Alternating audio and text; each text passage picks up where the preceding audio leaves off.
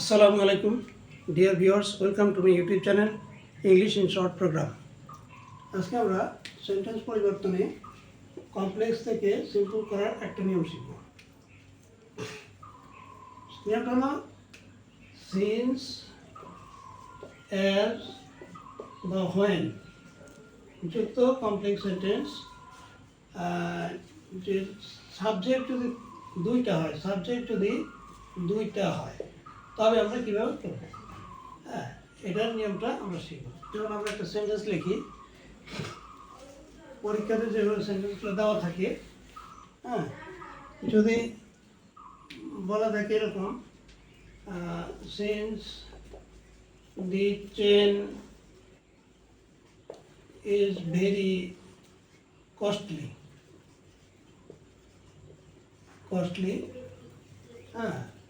we could not buy it. অর্থাৎ since the chain is very costly, is তাহলে আমরা ওয়াজ লিখি, ফার্স্ট টেন্সে লিখি, since the chain was very costly, যেহেতু চেনটা খুব মূল্যবান, খুব দামি ছিল, উই কুড নট বাই ইট, আমরা এটা কিনতে পাইনি।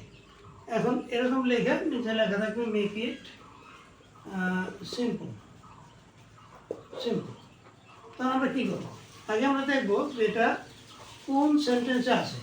Since the chain was very costly, we could not buy it, এখানে দুইটা পার্ট আছে সেন্টেন্সে, দুইটা ক্লজ আছে। We could not buy it এটা প্রিন্সিপাল ক্লজ, আর since the chain was very costly এটা সাবঅর্ডিনেট ক্লজ। সিন্স দ্বারা শুরু হয়েছে, সিন্স অ্যাজ বা হয় দ্বারা যদি শুরু হয়, এবং সেটা সাবজেক্ট, এখানে সাবজেক্ট হচ্ছে চেন, এই চেনটা হলো সাবজেক্ট সাবঅর্ডিনেট ক্লজের, আর প্রিন্সিপাল ক্লজের সাবজেক্ট হলো উই। তাহলে সাবজেক্ট ভিন্ন, দুটো সাবজেক্ট এক না। তাহলে আমাদেরকে এটা যেহেতু আমরা দেখতে পাচ্ছি দুইটা ক্লজ থাকার কারণে এটা কমপ্লেক্স সেন্টেন্স, যে কমপ্লেক্স সেন্টেন্স আছে, আমরা এটাকে কী করবো, সিম্পল করবো। সিম্পল করলে কী করতে হবে, দুইটা ভিন্ন সাবজেক্ট যুক্ত সেন্টেন্স, এখানে সাবজেক্ট দুটো ভিন্ন, একটা চেন আর একটা হলো উই, একই সাবজেক্ট না। তাহলে আমরা এখানে সিন্স উঠায় দেব, উঠায় দিয়ে দি চেন লিখব, দি চেন। ওয়াজটা হলো ওয়াজ, এটার মূল ভাগ হলো বি ভাবের রূপ, আর এইখানে দি চেন আমরা বি লিখবো, বি এর সঙ্গে আইএনজি যোগ করবো, বি এর সঙ্গে বিং লিখবো, অর্থাৎ ওয়াজের পরিবর্তে বিং লিখবো। দি চেন বিং ভেরি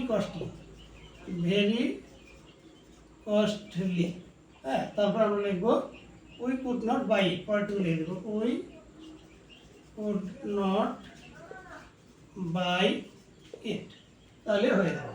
এটা অর্থটা এরকম, since the chain was very costly, যেহেতু চেনটা ছিল খুবই মূল্যবান, উই কুড নট বাই ইট, আমরা এটা কিনতে পারিনি, যেহেতু চেনটা ছিল খুবই দামি তাই আমরা এটা কিনতে পারিনি।